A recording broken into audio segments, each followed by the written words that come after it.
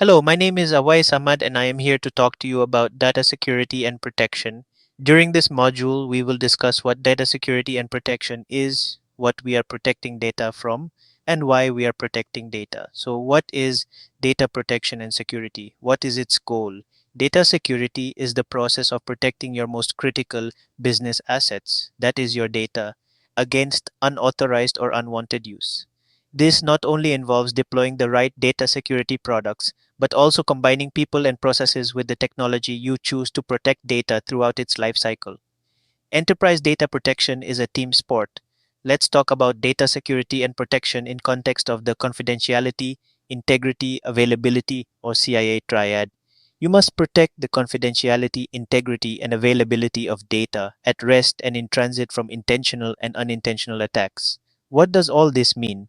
Let's start with the difference between data at rest and data in transit. Data in transit is data that is being transmitted from one point to another. The transmission may take place over a network between people from here to the next building or halfway around the globe. Data at rest is data that resides on endpoints. Such endpoints include database servers, file servers, laptops, or mobile devices like tablets, where data is being stored for intended later use. It also includes backup devices like tape storage. How about data confidentiality? Confidentiality means maintaining data secrecy. This means that data access is restricted to those actors who have a right to know the data. Confidentiality includes the concept of privacy, but it also means providing the right level of access to the right set of users at the right times using the right methods. As an example, consider a university dealing with the data related to a college age adult student. That student may have authorized the parents to view financial records in order to pay tuition bills, but that does not mean the parents are legally authorized to view grades and academic progress.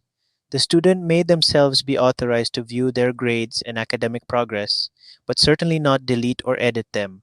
The student's instructor, who may be authorized to view, edit, and delete information corresponding to grades and academic progress, but only when that student is enrolled in an instructor's class.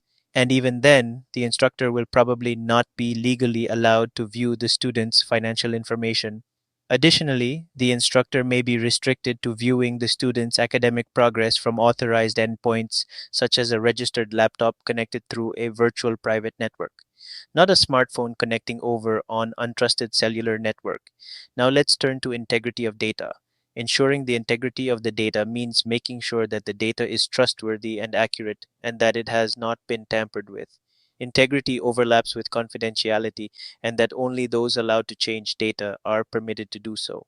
In the case of our college student, a small number of actors should be allowed to change a grade, much smaller than even the limited audience that is allowed to view academic progress. Perhaps only a single instructor, or perhaps a teaching assistant or two. Indeed, defining who is allowed to change, insert, or delete data is a significant challenge in ensuring integrity. Another challenge is working with parties outside of your organization. When our students, parents pay tuition using electronic banking, they want to be assured that the process is secure from tampering. A breach of security will be seen as at least partially the fault of the university, even if it takes place on a network or an endpoint that the university cannot control, then there is availability. Data must be accessible by the appropriate users during the correct times. This does not always mean right away, nor does it mean that the data has to be available continuously. However, the data must be available within a reasonable amount of time. This will vary according to application. Take one example. The student must have academic progress information available when registering for a course. The information need not be available 24 hours a day, 7 days a week, but it must be available when the student is registered with a response time that provides the student ample time to complete registration actions. The same information must be available to the student when looking for a job or applying to a graduate school.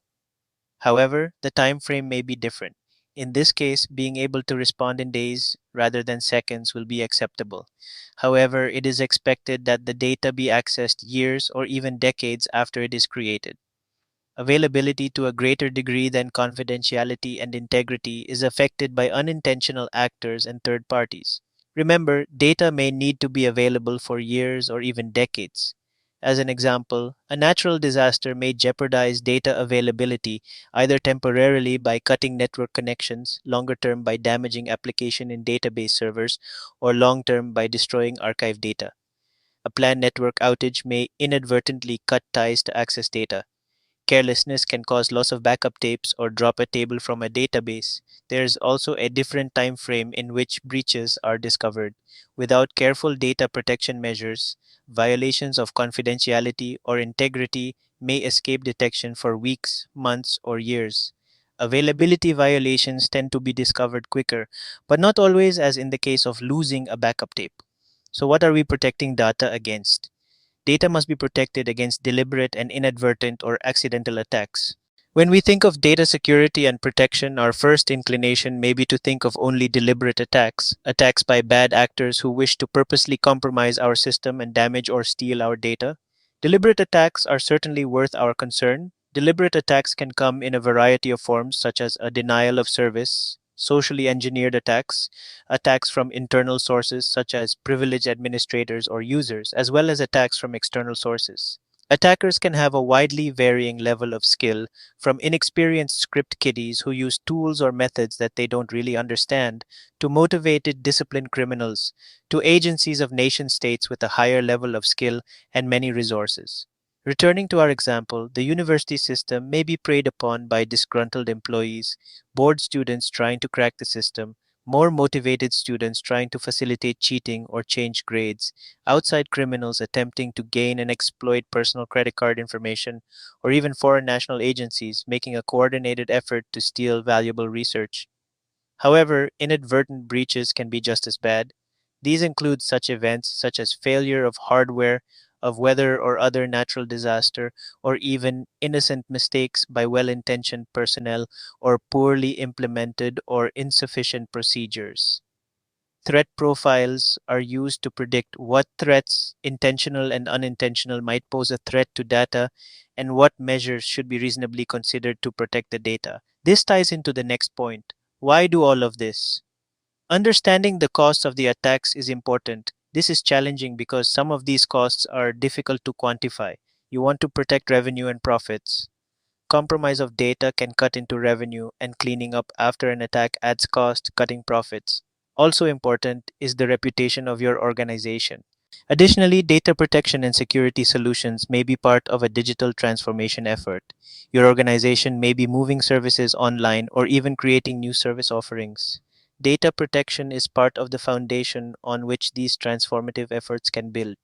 You must also consider regulatory mandates. Laws may impose stiff penalties on data breaches above and beyond the intrinsic costs of repairing the damage. Industry standards may be less directly punitive, but may be a de facto requirement for your customers to do business with you. Data protection and security are expected. Security breaches can be devastating to a company's reputation.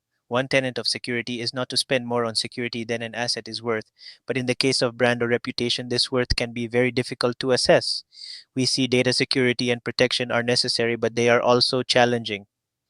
In the next segment, we'll talk about the top challenges and common pitfalls of data security.